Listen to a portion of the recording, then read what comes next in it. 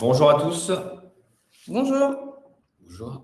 Bienvenue sur ce live numéro 2 qu'on est ravi de lancer en ce début d'année. On en avait fait un il y a quelques mois qui avait bien fonctionné. Il y a beaucoup d'inscrits aujourd'hui. L'objectif de ce live pour ceux qui nous rejoignent pour la première fois, c'est déjà de faire un petit topo sur les chiffres 2025. On a commencé à faire des premières statistiques pour comparer 2025 à 2024. Échanger, enfin vous présenter les perspectives 2026 aujourd'hui sur nos ambitions, sur nos développements, sur nos prochaines grandes étapes et surtout vous laisser la parole pour que vous puissiez poser vos questions, vos interrogations, faire part de vos remarques dans le chat qui est à droite, que certains ont déjà bien utilisé. Bonjour à tous. Petite précision habituelle, l'objectif, c'est pas de répondre et de faire un point sur les projets en eux-mêmes. Aujourd'hui, on a un peu plus de 120 projets actifs. Donc, évidemment, on ne peut pas tous les commenter un à un. Ça peut faire l'objet d'un échange plus tard avec les équipes par téléphone ou par mail ou par visio de temps en temps avec les opérateurs. Voilà, c'est plutôt échanger sur les tendances de fond, répondre à vos questions sur le fonctionnement, sur le marché, sur nos perspectives. Et donc, de vous laisser la parole par écrit parce que c'est plus simple avec le chat parce qu'il y a beaucoup de monde connecté. En attendant entre à peu près 150 personnes. C'est aussi enregistré pour ceux qui doivent partir un petit peu avant et ceux qui nous rejoindront en cours de route, même chose pour retrouver l'intégralité du live, du replay. Je sais qu'il y en a aussi certains qui nous connaissent moins ou qui ne connaissent pas, qu'on a aussi invité pour découvrir un petit peu l'envers du décor. Mais juste rapidement, je vous reprends un peu les 4 verticales chez Baltis. Je présente aussi, je présente plus Mariama parce que je pense que tout le monde la connaît, Étienne aussi. Vous avez du coup comme ça les deux équilibres chez Baltis. Mariama qui représente tout le pôle collect sur la partie relations investisseurs, relations partenaires, la partie communication événementielle. Et Étienne sur la partie projet IMO, sur le sourcing et l'analyse et le suivi des opérations. Je te coupe avant que tu continues, Alexandre. Je précise juste que sur l'outil, si vous avez des questions, n'hésitez pas à utiliser l'onglet questions. Ça nous permet aussi en fait de les projeter et que l'ensemble des participants puissent voir les questions. On y répondra avec grand plaisir, plutôt que d'utiliser le chat où il peut y avoir pas mal de commentaires et donc on peut perdre le fil des questions. Donc n'hésitez pas à indiquer vos questions dans l'onglet questions. Voilà, je te redonne la parole. Qui est en bas à droite, vous avez des questions et chat pour interagir et questions si vous voulez qu'on aborde des questions à la fin. Donc rapidement sur Baltis, qui fête ses 10 ans cette année, on a 4 grandes verticales dans nos offres. Le financement immobilier qui représente peut-être 80, 70, 80% de notre activité. Donc le financement de professionnels de l'immobilier sur des périodes courtes où on finance des fonds propres que demandent les banques ou des fonds propres pour réaliser l'opération. Donc, plutôt des opérations entre 6 et 24 mois. Vous verrez que la durée moyenne tourne autour des 12 mois. L'offre puzzle, qui est dans la catégorie immobilier, où là, on vient financer l'acquisition d'un bien immobilier. Historiquement, des locaux commerciaux depuis 1 an avec Lucie, des micro-logements avec notre partenaire Atom.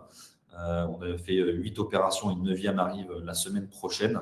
Donc là, l'objectif, c'est d'acquérir un actif et de reverser les loyers sous forme de coupons aux investisseurs, donc sur une durée de 4 à 5 ans, avec des coupons qui sont mensuels, donc assez complémentaires avec la première offre, parce qu'on vient chercher du moyen terme et du rendement régulier.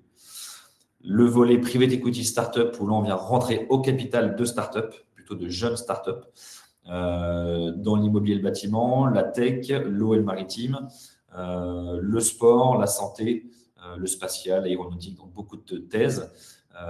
Là, des opérations généralement qui durent 5 ans ou plus, et la liquidité se fait lors d'une levée de fonds plus importante ou la cession de la startup. Il y a un volet qu'on appelle alternatif, qui est plutôt une boîte à outils qui vous permet d'investir dans des projets différents, soit des club deals, soit des feeders pour accéder à des dossiers un peu plus institutionnels, soit des partenaires, par exemple Pur Sang Invest que vous devez connaître, qui est l'expert de l'acquisition et l'élevage de chevaux, qu'on peut aussi retrouver sur Baltis. Et un volet distribution où on distribue des produits externes en architecture ouverte. Et vous avez dû le voir passer avec un fonds dédié à la souveraineté et à la défense de Wind qu'on a mis en distribution sur le site pour que vous puissiez aussi diversifier vers d'autres produits. Donc, notre volonté, c'est toujours d'ouvrir la typologie de projets qu'on peut trouver sur Baltis pour que vous puissiez diversifier. Vous le verrez, même si on le voit un petit peu ici, avec un ticket d'entrée qui va s'homogénéiser à 100 €. sur tous les produits. Et on va continuer à le faire sur d'autres verticales. On l'a fait en décembre sur le financement d'un premier fonds de commerce d'un restaurant à Paris dans le 6e, donc qui vient compléter progressivement nos thèses d'investissement. Et ensuite, on est souvent à l'écoute de vous, investisseurs, pour savoir si vous aviez des nouvelles thèses que vous souhaitiez explorer pour qu'on puisse vous les proposer sur la plateforme avec l'ambition que Baltis devienne un peu le supermarché d'investissement dans lequel vous pouvez investir dans plusieurs thématiques, plusieurs durées d'investissement, des risques différents, une fiscalité différente, et que vous puissiez avoir un panier d'investissement très diversifié, tout ça sans quitter l'interface Baltis. Donc voilà pour le récapitulatif que vous retrouvez bien sûr sur le site. Et Mariama, je te passe la main sur les chiffres 2025. Oui, merci. Petit slide donc, sur les chiffres 2025. Alexandre le disait en introduction, l'année s'est finalisée récemment et on a commencé à faire quelques statistiques. Vous avez pour habitude de recevoir le baromètre annuel qui est réalisé par le cabinet Mazars, qui est en cours de réalisation. Donc, les plateformes sont en train de compléter les informations et tous les éléments sur l'exercice 2025. Et nous, on a déjà réalisé une partie de ces statistiques. 57% de projets ont été financés en 2025, en augmentation par rapport à l'année précédente, avec ce qui représente plus de 26 millions d'euros qui ont été collectés. Donc, on est en hausse par rapport à l'exercice 2024. Les chiffres qui sont importants sur cette année et qu'on a mis en avant aujourd'hui, c'est le nombre de projets qui ont été remboursés.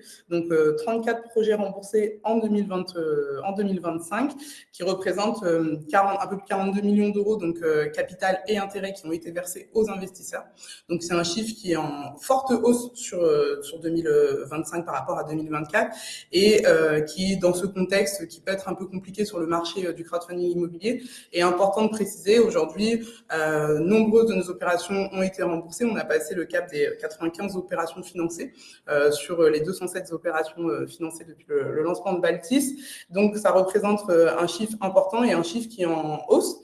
On a un rendement annuel qui est aussi autour de 11,5, donc on est à 11,5, donc qui est quasiment stable par rapport à l'année précédente, et une durée moyenne d'investissement qui est aux alentours de 12 mois, donc qui est aussi à quasiment identique à l'année précédente, comme le disait tout à l'heure Alexandre. Donc, ces chiffres-là sur 2025 sont importants et c'est des chiffres que vous retrouvez qui sont régulièrement mis à jour sur le site, donc sur l'onglet indicateurs de performance, qui vous permettent de suivre l'avancement des projets, et notamment sur le financement et le remboursement. Il y a un élément aussi qu'on aborde souvent, c'est les projets aujourd'hui qui sont en retard. Sur Baltis, c'est pas un secret, on se cache pas et on répond avec beaucoup de régularité sur ces questions-là. Aujourd'hui, sur Baltis, c'est à peu près 30% des opérations qui peuvent présenter un retard. On comptabilise dans ces 30% des opérations qui ont fait l'objet d'un avenant. Donc, ça veut dire que c'est des opérations pour lesquelles on a trouvé des issues positives, mais qui nécessitent un délai complémentaire.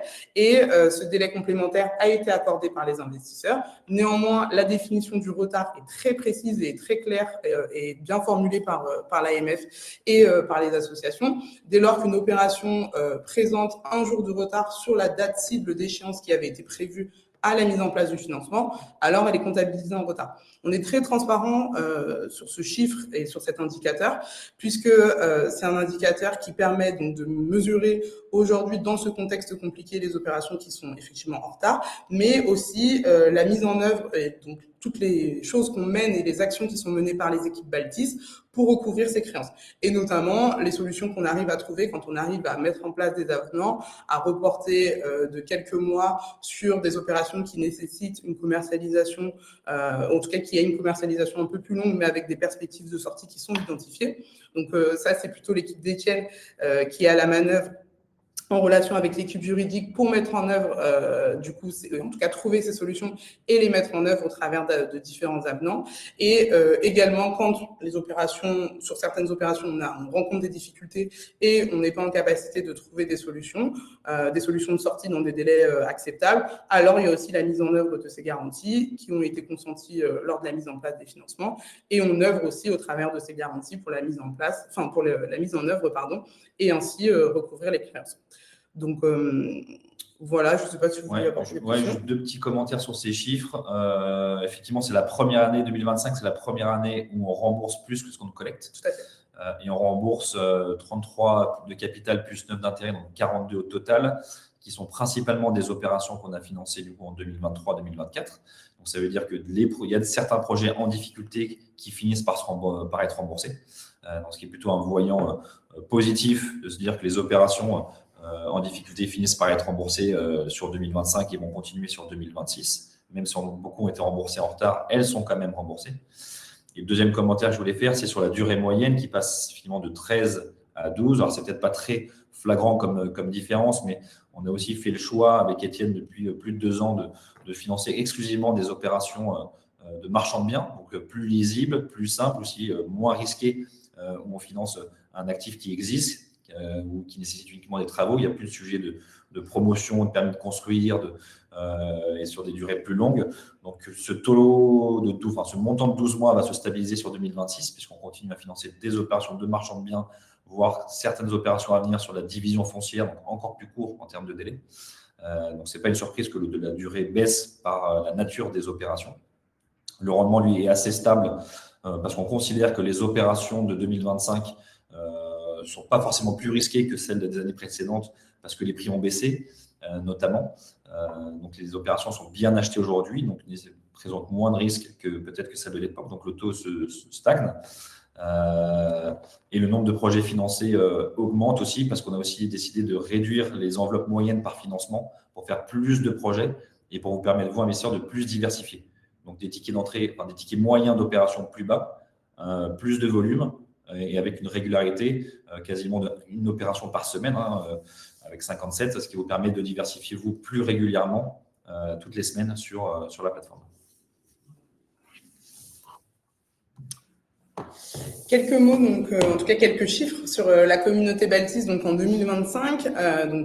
Âge moyen de l'investisseur aujourd'hui 42 ans, donc qui se rajeunit au fur et à mesure des années. On a 4100 nouveaux investisseurs qui nous ont rejoints en 2025 sur la plateforme. Ce chiffre est assez stable par rapport à 2024 et s'explique aussi par notre action, en tout cas l'année dernière, qui s'est un peu plus concentrée sur du coup cette période un peu difficile, transitoire, où on a œuvré et on a mis plus d'énergie à recouvrir donc les créances en difficulté, échanger avec les opérateurs. On a renforcé ces équipes-là, notamment avec l'arrivée d'une nouvelle personne dans l'équipe juridique pour prendre en charge tous ces projets qui peuvent être en difficulté ou présenter des difficultés. Et on a un peu moins été dans le développement à chercher de nouveaux investisseurs. On a beaucoup consolidé notre base investisseurs. Ça se traduit aussi notamment par le parrainage. Aujourd'hui, on avait mis en place cette offre de parrainage début 2025. Et aujourd'hui, l'investisseur qui a réalisé le plus de parrainage est comptabilisé. C'est 23 parrainages qui ont été comptabilisés. Donc, ça traduit notre engagement vis-à-vis des investisseurs et la consolidation de la base existante. On a un ticket moyen qui est aux alentours de 2300 €, donc un petit peu en baisse par rapport à 2024, mais ça traduit ce qu'Alexandre disait précédemment sur le nombre de projets proposés et l'enveloppe d'investissement. Et 11 717 souscriptions donc, sur toute l'année 2025 sur l'ensemble des projets qui ont été proposés sur Baltis. Et juste un commentaire sur l'âge qui rajeunit, c'est aussi lié au fait qu'on ait baissé le ticket d'entrée à 100 €. C'est aussi le but d'aller capter une clientèle plus jeune. On n'a pas si le ticket moyen baisse aussi parce que le ticket d'entrée baisse, mais aussi le nombre d'opérations augmente pour pouvoir diversifier plus facilement. C'était plutôt cette remarque sur le fait qu'on essaie de vous proposer un maximum de diversification pour diversifier au maximum les risques. Et je rappelle juste, n'hésitez pas à utiliser l'onglet questions. Je vois des questions dans le chat pour éviter qu'on perde le fil des questions, à les indiquer dans l'onglet questions en bas à droite. On pourra y répondre en direct juste après. Sur les perspectives 2026, Etienne, je te laisse la parole pour dire un mot peut-être sur l'état du marché 2025 et peut-être à venir.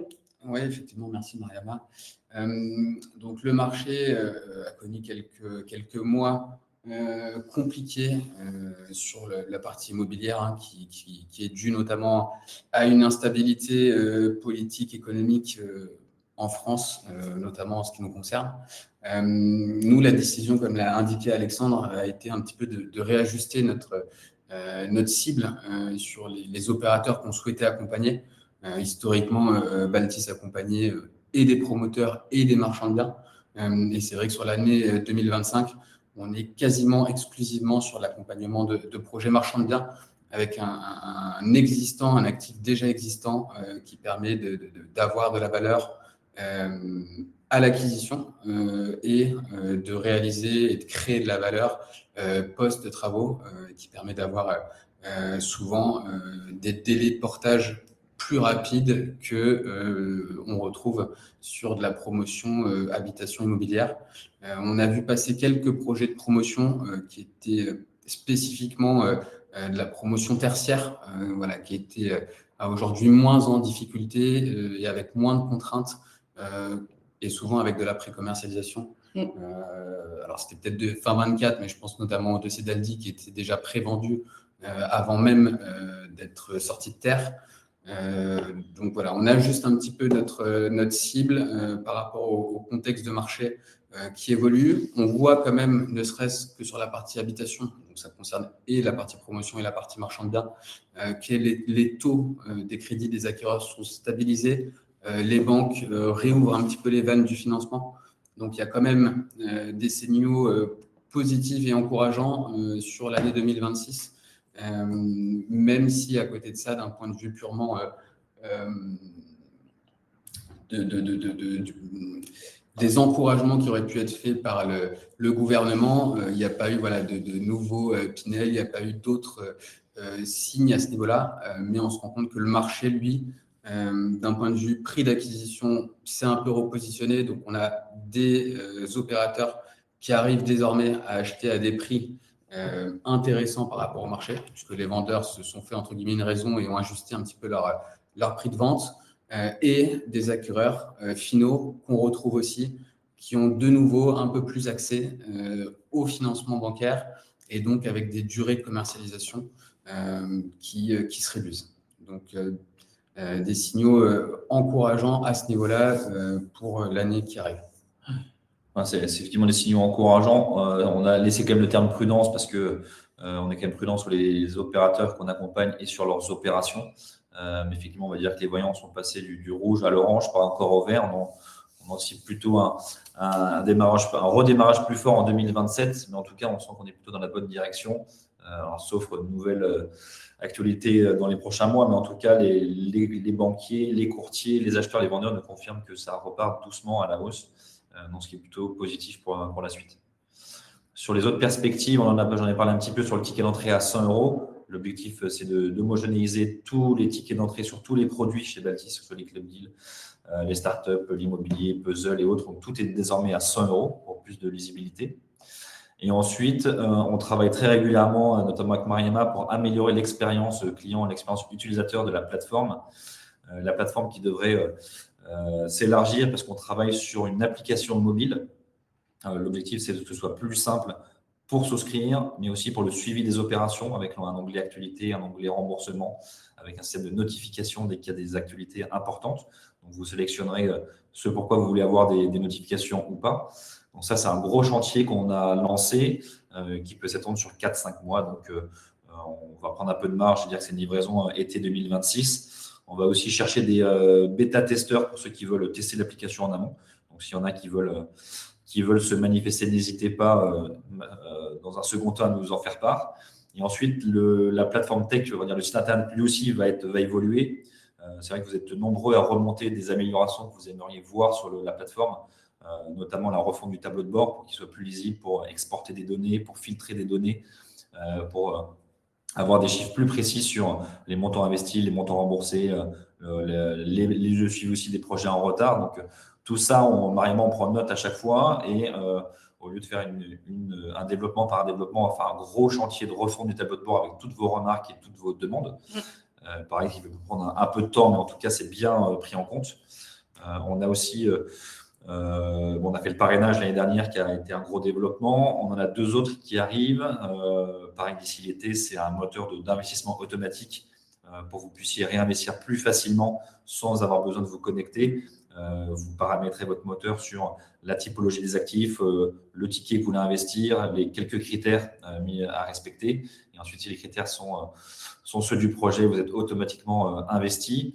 On travaille aussi avec un partenaire pour que vous puissiez brancher un portefeuille, un wallet crypto et que vous puissiez ensuite investir avec une conversion en euros et ensuite un investissement pour pouvoir investir dans nos projets. On a des développements sur la sécurité aussi de la plateforme qui arrive là, sur le mois de février. Donc voilà, on a régulièrement des améliorations sur la sécurité, sur l'expérience et sur une nouvelle expérience d'investissement et de souscription. Si vous avez d'autres demandes, n'hésitez pas à nous en faire part. On prend toutes les notes, on prend tout en note pour améliorer ça au fil de l'année. Et je précise effectivement que le chantier du développement, en tout cas refonte du tableau de bord, est le premier chantier de 2026 qu'on a débuté. Et ça fait suite, comme le disait Alexandre, à vos nombreuses remarques, et notamment à la suite du précédent live qu'on avait réalisé à l'été dernier. On a eu pas mal de retours. Moi, j'ai échangé en direct avec pas mal d'investisseurs. Donc, on a débuté la refonte, en tout cas le chantier de refonte du tableau de bord. Et j'ai bon espoir que la livraison soit faite avant la fin du premier trimestre 2026. Et donc, si entre-temps, il y a d'autres éléments ou peut-être des choses qui vous viennent à l'idée, n'hésitez pas à me les partager. Le chantier est en cours. Deux autres sujets, Mariama et Étienne en ont un peu parlé sur le renforcement du pôle juridique. On a une nouvelle personne qui a rejoint le pôle il y a 2 mois maintenant pour renforcer le suivi, l'anticipation de tous ces projets qui présentent un retard. Donc, c'est vraiment évidemment un point important de suivre les participations, de défendre les intérêts des investisseurs au maximum pour qu'une issue positive soit trouvée dans les délais les plus rapides. Et l'accélération de l'offre puzzle, elle fait suite au succès des dossiers Atome qu'on a lancé en janvier 2025, avec presque une opération par mois sur l'année 2025. On va accélérer l'offre Atome en la faisant évoluer et on va aussi reprendre le financement de commerce, donc d'immobilier tertiaire sur l'offre puzzle. On sait que c'est un produit qui plaît aux investisseurs par sa nature. On achète de l'immobilier via ce financement obligataire et on perçoit des coupons mensuels et on se partage la plus-value à terme. Donc, on sait que c'est une offre qui plaît. Donc, on va accélérer en 2026 sur cette offre puzzle de 2 manières. Une chez nous, les produits puzzle de Baltis, mais aussi on veut faire du co-investissement, du cofinancement avec des investisseurs plus qualifiés. On viendra co-investir avec eux dans un actif plus institutionnel, plus gros, pour pouvoir accéder à des deals qu'on n'aurait pas accès seul et donc de bénéficier de la force de le faire à plusieurs. Donc ça, vous allez rapidement, dès le mois de février, voir d'autres dossiers passer, d'autres typologies de puzzle sur la plateforme.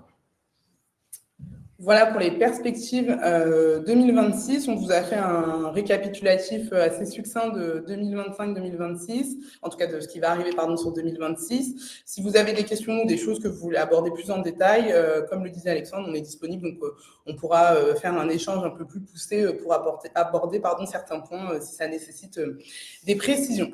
Je vous propose qu'on passe à la partie la parole est à vous, questions-réponses. Il y a déjà pas mal de questions dans le chat. On va essayer d'y répondre dans l'ordre. Et n'hésitez pas à les ajouter. Donc, je vais reprendre. Dans quel sens? On va commencer par là parce que je pense que ça va commencer par le bas. Alors, je vais te répondre si tu veux sur les startups. Alors déjà, la notion de remboursement sur les startups, ce n'est pas forcément la notion qu'on utilise, c'est plutôt les exits, donc les sorties. Quand on investit dans une startup, on part sur un horizon entre 5 ans et 10 ans, donc plutôt des temps longs.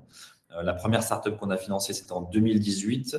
On l'a vendue à Apicil en 2023, en juillet 2023. Donc là, les investisseurs ont fait un exit. Donc on a vendu cette startup-là. Donc c'est la seule startup qu'on ait vendue dans le portefeuille aujourd'hui, sur la vingtaine de participations.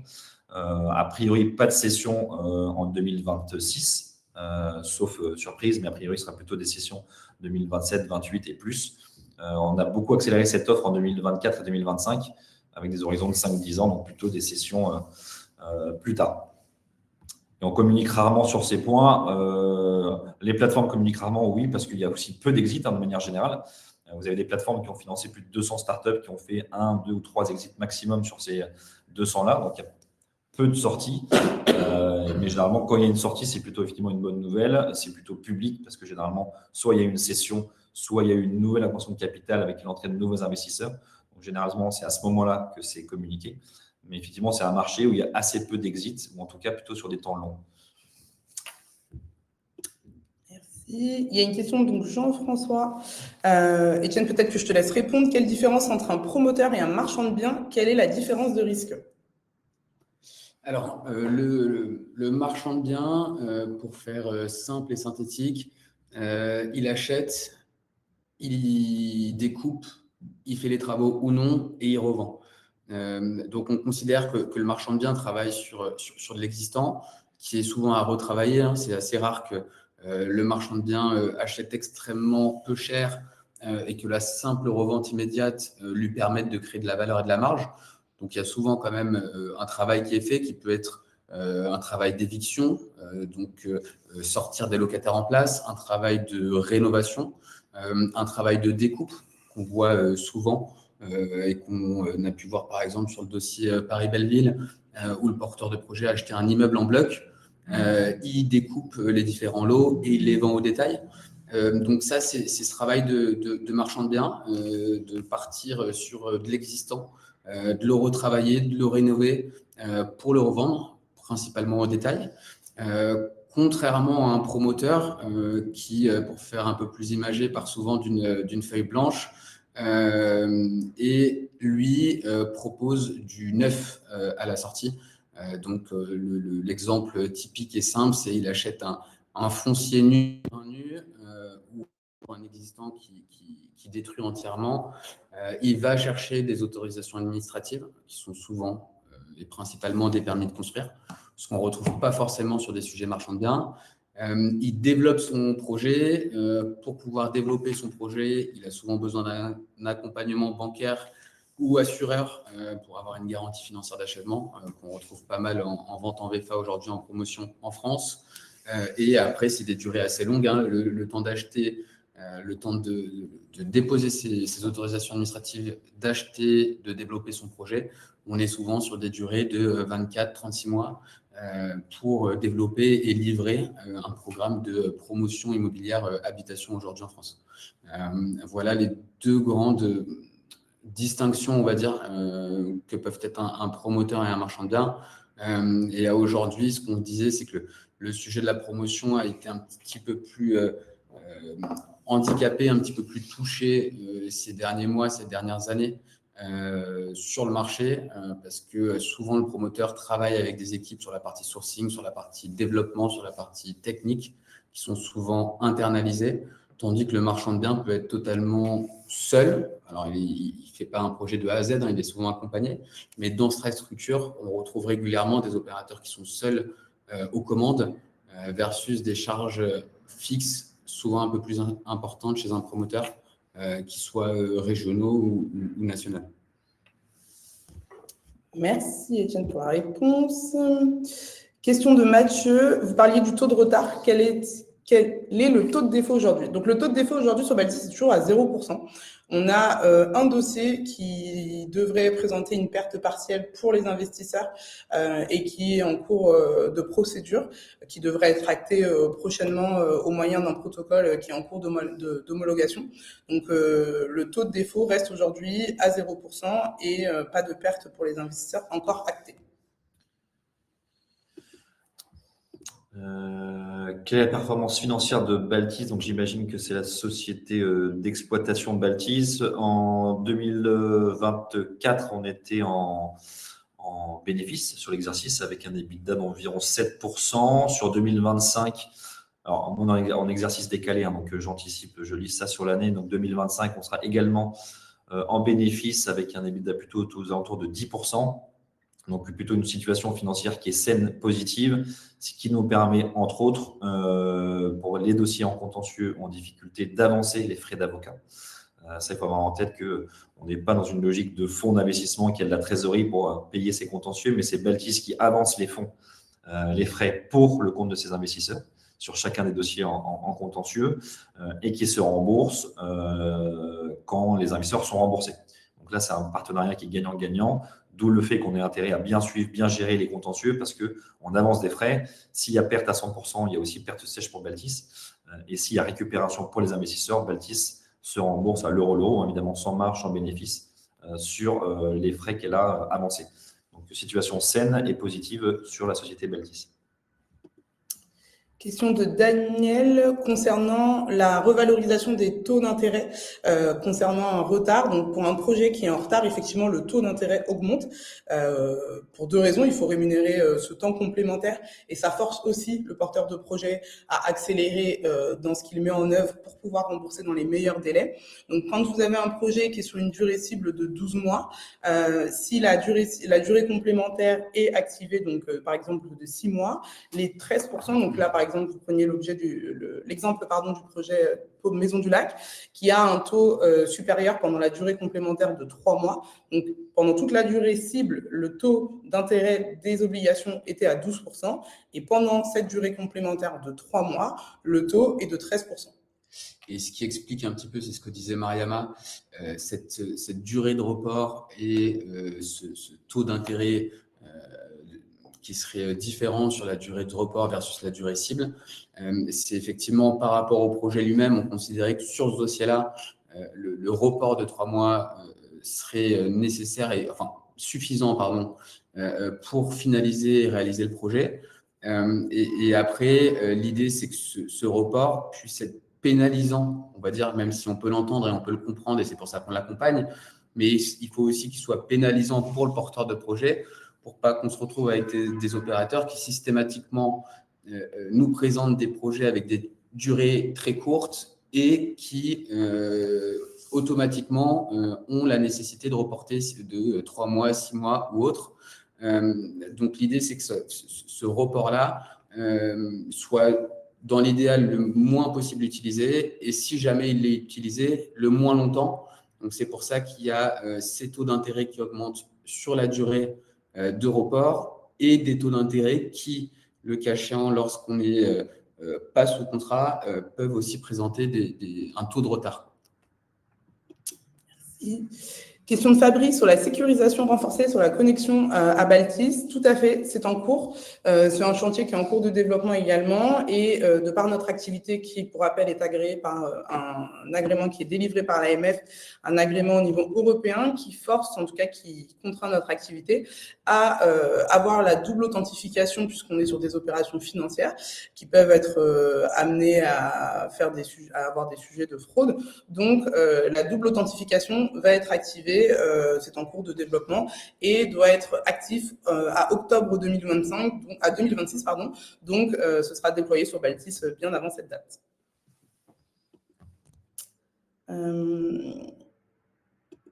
Question de Stéphane. Combien estimez-vous de projets qui sont susceptibles de passer en perte partielle ou complète? Quelle solution type airbag mutualisant le risque en rognant sur les plus-values.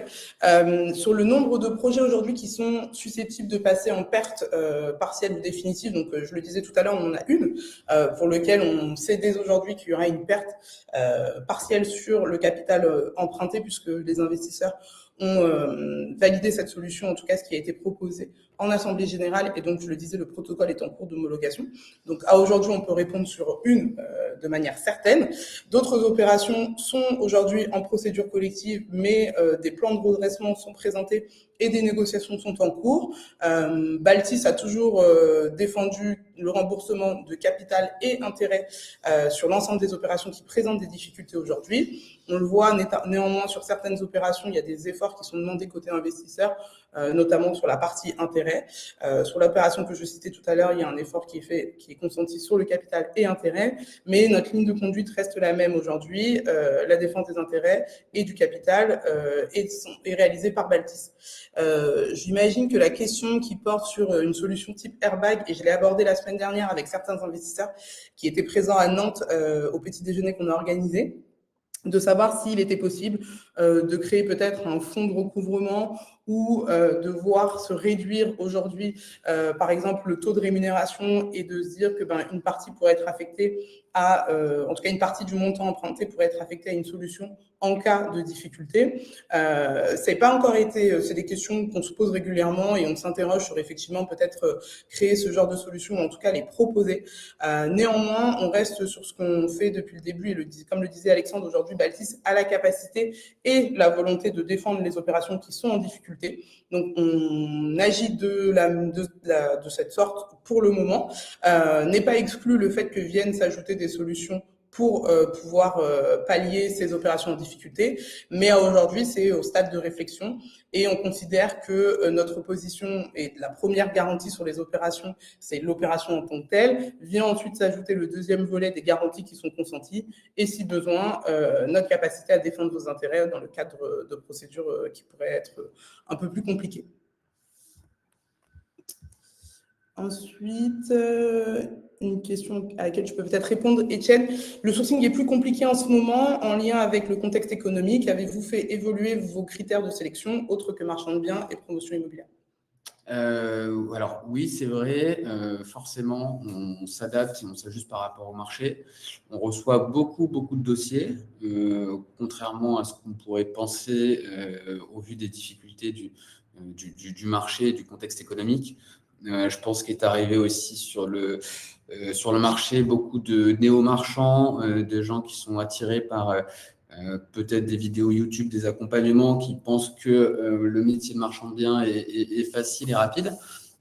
Donc, on reçoit beaucoup de dossiers. Il y a un gros filtre, un gros tri qui est fait sur l'envoi de tous ces dossiers. Forcément, nos critères à l'intérieur même des projets de marchand de biens ont évolué. On est systématiquement désormais, pour 98% des dossiers, sur des garanties réelles, à savoir fiducie ou hypothèque de premier rang sur les actifs. On essaye de moins s'exposer aussi sur des projets qui auraient une quantité de travaux importante, puisque du coup, ça voudrait dire qu'on s'expose et de temps en temps sur la partie risque de commercialisation et risque technique. Et de plus en plus, on demande, et des fois les porteurs de projets ne l'avaient pas forcément en tête au moment où ils nous présentent le projet, on demande à ce qu'il y ait une partie au moins de la commercialisation qui soit sécurisée, pré-commercialisée, pour valider un petit peu, les prix de sortie, la localisation et du coup diminuer notre exposition à ce risque commercial. Ça, c'est des évolutions et des choses qu'on a pu faire sur la partie analyse. Et puis après, on essaye aussi de réfléchir sur certains projets, peut-être que certains sont concernés, à ne pas s'exposer. Ça, c'est un montage qu'on retrouve pas mal en financement bancaire des professionnels. De l'immobilier, on a de temps en temps des règles d'amortissement qui sont intégrées à nos contrats, ce qui signifie que ça force le porteur de projet à commercialiser, à vendre rapidement une partie des lots pour lui redonner un petit peu de disponibilité et réaliser les travaux de l'intégralité des opérations. Donc nous, au démarrage de l'opération, ça expose moins nos investisseurs et quasi exclusivement seulement sur la partie foncière que sur et la partie foncière et la partie travaux et la partie commercialisation. Je précise juste, parce qu'il y a pas mal de questions dans le chat sur des opérations précises, notamment j'ai vu des questions sur le projet Chemin Noir, Rivoli, 83 Mermoz. On ne peut pas se permettre dans ce temps d'échange très réduit de revenir sur l'entièreté des opérations. Comme le disait Alexandre en introduction, on a 121 projets en cours. Le live durait peut-être plus d'une après-midi, voire peut-être même une journée. Par contre, ce que je vous propose pour les investisseurs qui ont des questions précises sur des dossiers, c'est de nous adresser un mail toujours à l'adresse investir@baltis.com. Vous pouvez me joindre directement sur ma ligne. On pourra échanger sur ces projets. Donc, j'ai bien vu les questions, je les ignore pas. Néanmoins, je peux pas prendre la parole sur ces opérations-là pour respecter le délai de ce live. Juste pour compléter ce que dit Mariama sur les faits, évidemment, sur chaque dossier en difficulté, on active toutes les garanties qu'on détient, y compris les cautions. Et sur la question des projets en 2022, on a remboursé en 2025 des projets qui ont été financés même avant 2022, donc qui ont présenté beaucoup de retard, en 24 mois de retard, et qui ont été remboursés. Donc, qui dit gros retard ne veut pas forcément dire perte à venir. Parce qu'on a des exemples de dossiers très très en retard qui ont fini par être remboursés 100% du capital et 100% des intérêts dus. Et on aura d'autres cette année, en début 2026 d'ailleurs, des opérations qu'on a aussi financées en 2021, je crois même, qui vont être remboursées capital et intérêts. Je précise, le marché s'est corrigé en 2023-2024 et les opérateurs qu'on avait accompagnés ont aussi, pour beaucoup, adapté leur stratégie. C'est pour ça qu'on est revenu voir les investisseurs avec des solutions. Je le disais tout à l'heure sur les perspectives 2026. On accompagne aussi les opérateurs et le but, c'est de trouver des solutions pour les investisseurs. Et effectivement, Alexandre le disait, des opérations qui ont présenté 48 mois de retard presque ont été remboursées et seront remboursées sur les prochains mois. Question de Il y a Sébastien. 2 questions sur les puzzles. Question de Sébastien sur le ticket mini-maxi dans les puzzles en retail. Donc, le ticket d'entrée sera toujours de 100 euros. Moi, mon ambition chez Baltis, c'est de rendre l'immobilier institutionnel ouvert à tous. L'immobilier institutionnel, c'est souvent des tickets réservés à des investisseurs qualifiés ou professionnels, donc à plus de 100 000 euros. L'objectif de Puzzle, c'est de se brancher à ces clubs deals institutionnels à partir de 100 euros et avoir la même qualité de sourcing et la même qualité de gestion. Donc, une gestion institutionnelle faite par des experts de la gestion d'actifs. Et le ticket maximum, il n'y en a pas parce que ce sont des obligations auxquelles vous souscrivez. Donc, il n'y a pas de sujet de décision à prendre et donc de droit de vote et donc de quorum à obtenir ou de majorité. Donc, c'est minimum 100 euros. Sur les villes locatives, j'enchaîne sur le puzzle juste au-dessus. Les puzzles, aujourd'hui, effectivement, la performance provient des loyers, donc des loyers payés par les locataires. Aujourd'hui, les puzzles sont tous loués et payent leur loyer. On a historiquement des anciens puzzles qu'on n'appelait pas puzzle à l'époque, qu'on appelait Balticap, si certains d'entre vous ont souscrit, qui ont présenté des départs de locataires et des remplacements. On a aussi un pôle chez nous, Baltis Gestion, qui fait le property et la gestion locative de tous les dossiers d'investissement sur lesquels on s'est positionné. Donc, gestion des quittances, des charges, gestion comptable, gestion de la relocation, suivi des travaux. Donc, tout est pris en charge par le groupe Baltis dans la gestion. Donc, pas de vide locatif aujourd'hui sur les puzzles.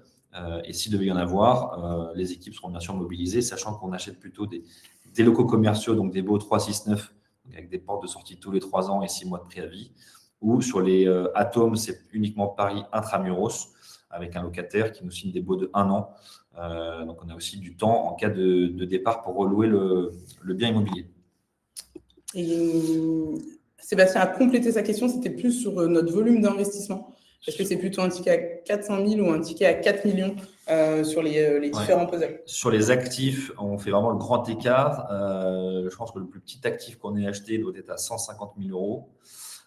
Et le plus gros sur lequel on est positionné aujourd'hui en co-investissement, c'est 37 millions qu'on fait avec à 2 et avec de la dette bancaire.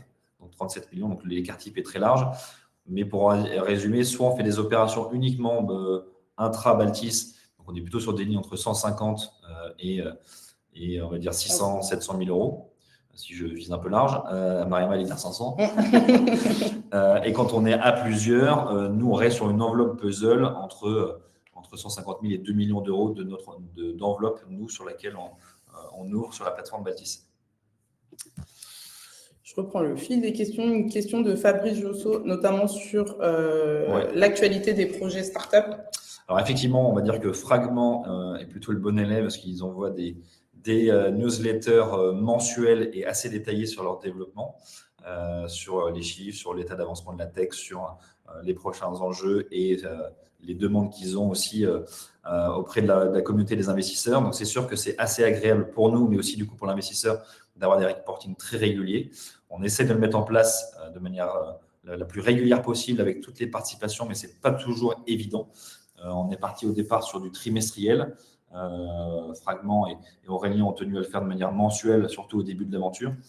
On essaie de le faire le plus régulièrement possible, mais ce n'est pas forcément facile de récupérer des informations qui sont fiables, chiffrées, documentées.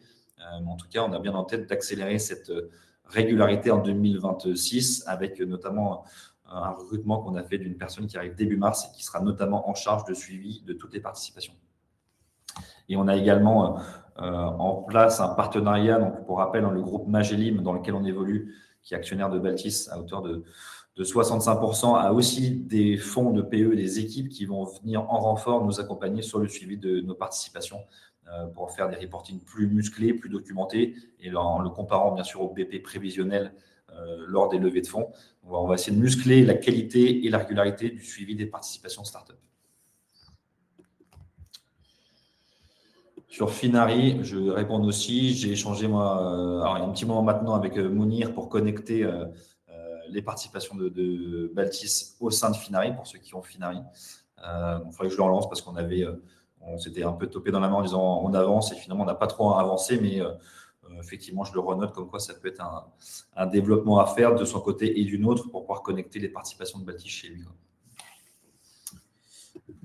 Question de Philippe, notamment sur un système de questions-réponses lors des souscriptions. J'imagine que ce serait destiné aux investisseurs comme un peu un forum sur les projets finalement avant de pouvoir y souscrire. Aujourd'hui, c'est quelque chose qui peut être ajouté. Donc, ça fait partie des choses qu'on peut ajouter pour faire évoluer la plateforme. Donc, je prends le point. Aujourd'hui, comment on procède? On vous adresse les projets et vous avez la possibilité de nous adresser un mail ou de nous contacter directement si vous avez des précisions qui doivent être apportées sur les différents projets et on y répond en lien avec l'équipe d'Étienne qui est en charge de l'audit et du sourcing des opérations. Donc, ça fonctionne bien, mais c'est effectivement un point qui pourrait être ajouté. Donc je garde le point dans la refonte de la plateforme qui est en cours. Aujourd'hui, vous avez un onglet FAQ sur la description de tous les projets. Alors, c'est plutôt nous qui alimentons et les questions et les réponses. En amont. On prend les questions qui peuvent arriver et on y répond. Mais ce n'est pas encore à la main de l'investisseur de poser sa question et ensuite aux équipes de répondre. Mais effectivement, c'est une bonne remarque parce que ça existe sur certaines plateformes. Et je vois parfois 130, 140 questions. Donc, je vois que ça fonctionne. Donc, on prend le point. Je pense qu'on a fait le tour des questions. Il y a une question sur le chat que j'ai vu en parallèle sur les projets à l'international. Finalement, c'est une bonne question parce que l'année 2025 a été marquée par notre premier projet en Espagne, on va dire notre 1,5 projet, puisqu'on avait lancé une première opération à Alicante, donc en Espagne, qu'on a dû malheureusement annuler pour diverses raisons. On en a lancé une autre à Marbella, qui, elle, a été un succès, qu'on a clôturé, donc 2 opérations en Espagne. Donc plutôt un succès de ce premier pays. 2025, 2026 du coup maintenant, comme on vous le disait, on va rester prudent, donc on ne va pas non plus chercher à faire un fort développement à l'international. On va rester opportuniste si on voit des opérations qui ont l'air sécurisées et bien montées pour y aller. On a ciblé 3 pays en priorité, qui sont l'Italie, l'Espagne et le Portugal, qui sont des pays qui nous semblent en croissance, qui nous semblent opportuns dans lesquels investir et surtout assez proches en termes d'immobilier, de droit, de fiscalité à la France. Donc, ces 3 pays-là en cible. Alors, il n'y aura peut-être pas de projet, mais en tout cas, on reste ouvert. On ne fait pas de prospection dans ces pays-là, mais on reste ouvert à ces 3 pays-là sur 2026. Et c'est aussi 3 pays dans lesquels le groupe Magellim veut s'étendre en 2026. Donc, on a aussi une logique groupe. Et donc, eux, s'ils vont accélérer sur un pays, et on accélérera également sur le même. Combien de projets private equity startup envisagez-vous sur 2026 et sur quel domaine? Donc, le sourcing de startup, c'est toujours assez compliqué parce que chaque startup est vraiment indépendante et très différente les unes des autres. On a comme objectif d'en faire une douzaine, entre 10 et 12, donc environ une par mois en termes de lancement, sur des tickets qui vont entre 300 et 1 million d'euros en termes de collecte Baltis. Mon ambition, c'est de le faire tout en co-investissement aux côtés d'institutionnels ou de fonds, donc de faire du co-investissement dans ces startups-là, parce qu'on partage avec certains fonds notre deal flow. Certaines startups, on sera en leader du tour et d'autres en follower, donc on sera plutôt à suivre les investisseurs qualifiés. On l'a fait récemment, fin 2025, avec la startup Ascendance, où il y avait un tour de table de 15 millions d'euros auquel on a participé à hauteur de 1 million d'euros, aux côtés de fonds institutionnels et de fonds industriels du secteur. Donc, ce qui permet d'avoir un sourcing de qualité, une analyse de qualité puisque chacun l'a fait de son côté, et ensuite un suivi des opérations assez musclé aussi puisqu'il y a des boards très réguliers qui sont faits parce que les fonds les exigent. Donc, on va continuer dans cette thématique start-up, du JEI, donc des jeunes entreprises innovantes qui offrent une réduction d'impôt aux investisseurs entre 30 et 50%. Donc, ça veut dire des startups plutôt dans l'innovation, dans la tech, qui offrent du coup cette réduction d'impôt. Et sur les secteurs que j'ai présentés au départ, notamment sur l'univers de l'eau, du maritime et des infrastructures maritimes, sur la thématique de la santé, qui inclut le sport, le cerveau, le sommeil, l'alimentation, et ensuite la verticale toujours sur la mobilité, la logistique notamment. Il y a une question aussi dans le chat, c'est ça. Donc, le dispositif JUI a été reconduit, en tout cas pour l'instant. Donc, il y a 2 JUI, les JUI tout court qui offrent 30% de réduction d'impôt et les jeunes entreprises innovantes de rupture, donc JUI R à 50%. Donc, nous, c'est une condition effectivement que la startup soit au moins JUI 30%. L'année dernière, on a fait 2 startups qui ne l'étaient pas. 3 startups qui n'étaient pas, qui étaient Miles, Jokies et Fragment, qui offraient uniquement, entre guillemets, 18% de réduction d'impôt. En tout cas, c'est un prérequis pour nous en 2026 que les startups soient JUI par leur côté innovant et par la réduction fiscale qu'elles offrent aux investisseurs. Il y a une question de Philippe, notamment sur le sort du capital qui pourrait être en perte et comment serait l'impôt sur le revenu affecté à ces sommes. On est en train de travailler, puisque la question a été soulevée, avec un conseil spécialiste, puisqu'il y a plusieurs sons de cloche sur le traitement des pertes. Donc, on va réaliser, en tout cas, on va vous mettre à disposition un mémo assez rapidement. Je ne vais pas dire de date, mais très rapidement sur la question des pertes, de la perte en capital et l'affectation sur l'impôt sur le revenu. Et il sera à disposition, donc on va créer, il y aura une page sur le site et on le diffusera à l'ensemble des investisseurs. Donc, je pourrais vous communiquer la réponse très prochainement, Philippe. Question de Stéphane. En ce qui concerne les informations sur le projet, sur les différents projets, facile de visualiser des investissements récurrents sur le même promoteur, où on s'aperçoit qu'on investit 4-5 fois sur la même société. Il est parfois difficile. Alors, ça, c'est quelque chose qui est dans notre présentation commerciale. Hein. On a l'une des présentations commerciales qui est la plus détaillée de tout l'écosystème crowdfunding, où on vous indique les opérations qui ont été déjà financées en crowdfunding, soit sur la plateforme Baltis ou sur les autres plateformes. C'est une information que vous pouvez manquer. Hein. Effectivement, la présentation commerciale est assez dense, elle fait une 40aine de pages, mais c'est quelque chose, du coup, qu'on a pris en compte, puisque c'est effectivement un retour qui a été fait par plusieurs investisseurs et qui sera un peu plus mis en avant sur le nouveau tableau de bord pour vous permettre d'avoir plus de facilité à lire l'émetteur des obligations. Est-ce qu'on a d'autres questions? Et je rajoute aussi à cette question-là, vous avez maintenant sur toutes les présentations un slide sur l'historique de l'opérateur en crowdfunding, sur les projets qu'il a remboursés, les projets qui sont en cours. Donc, ça vous donne une… Alors, c'est à notre niveau, hein, c'est déclaratif, ou les croisements qu'Étienne arrive à faire avec les différentes plateformes et ce qu'il a vu passer. L'objectif, c'est de vous donner un aperçu exhaustif des lignes qui ont été remboursées et des lignes qui sont en cours pour avoir aussi le niveau de dette obligataire que l'opérateur a d'un point de vue corporate, donc là, les maisons mères, mais aussi effectivement les sociétés que lui a en dessous. Donc ça fait partie des informations obligatoires, nous, quand on passe en comité un projet, et ensuite on le traduit sous un slide dans la présentation avec l'historique crowdfunding de l'opérateur. Je réponds à la question d'Amaury qui est dans le chat, notamment sur l'export du porte-monnaie qui n'indiquerait pas le solde. De mémoire, je suis quasi certaine que le solde est intégré à l'export qu'on fait.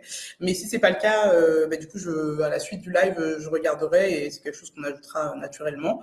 Et notamment sur la partie sur les pertes en capital, on est en train de travailler aujourd'hui, donc comme je le disais avec le conseil, j'ai pas de réponse sur le rescrit fiscal qui pourrait être demandé, mais en tout cas, la précision sera apportée avec l'ensemble du détail de la procédure. Projet remboursé. Oui, Réja, vous avez accès à l'historique de tout ce qui a été financé sur Baltis. Donc, vous avez le lien en bas de page sur la page d'accueil Baltis, donc indicateur de performance. Et j'ai vu que vous étiez arrivé en cours de route sur le live, mais on a détaillé plusieurs éléments, notamment pas mal de points avec des chiffres sur ce qui a été financé en 2025. Donc, vous aurez automatiquement le live qui vous sera adressé, en tout cas le replay par mail à la fin de celui-ci. Donc, vous pourrez reprendre le début de la présentation avec le détail de ce qui a été financé en 2025.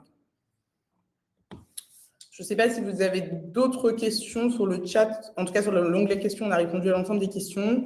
On a encore 2-3 minutes. Donc, si vous avez d'autres questions, je vois qu'Amaury est en train d'écrire pour qu'on puisse apporter des précisions. Et Maxime l'a précisé dans le chat. Mais effectivement, si vous avez des questions, comme je l'ai dit tout à l'heure, des points que vous souhaiteriez aborder, n'hésitez pas à nous envoyer un mail sur l'adresse investir@baltis.com que Maxime a indiqué un peu plus haut dans le chat tout à l'heure.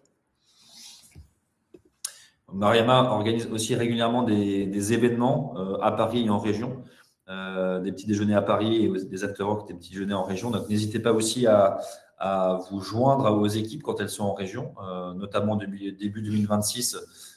Il va y avoir beaucoup d'événements dans beaucoup de villes. Donc, ça, régulièrement, vous aurez des mailings pour vous y convier. Donc, n'hésitez pas, c'est toujours un plaisir pour les équipes. Et puis, moi, bien sûr, quand j'y suis, de vous rencontrer et d'échanger ensemble.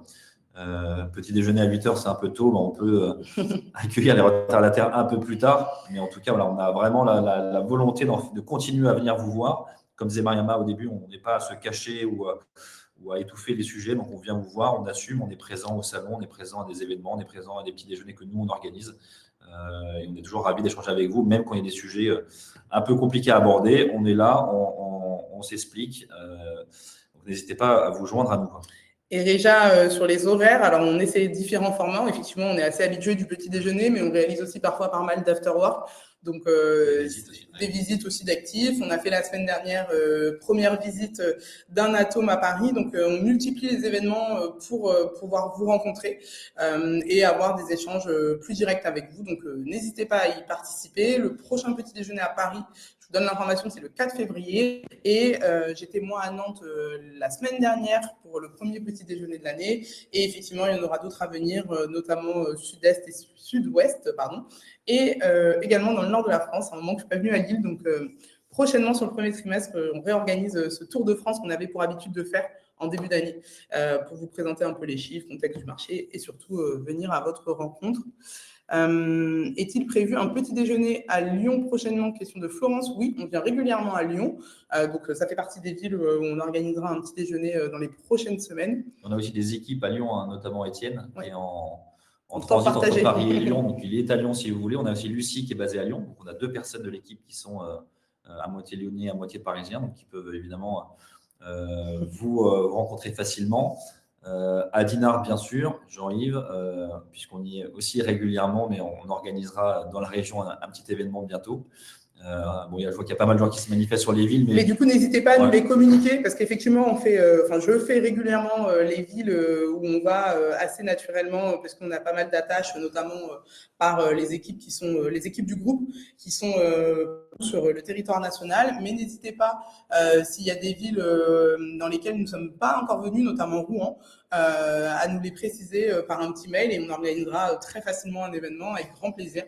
Il y avait une question de Christian, on approche de la fin du live, mais j'y réponds sur le site, notamment sur le filtrage des projets, notamment ceux qui sont toujours en cours. Effectivement, ce n'est pas encore quelque chose que vous avez la possibilité de faire, mais je le disais en début de présentation, ça fait partie de la refonte, en tout cas du travail qui est fait actuellement, pour vous offrir une expérience un peu plus améliorée sur l'espace client. Donc, c'est quelque chose qui est à venir très, très prochainement.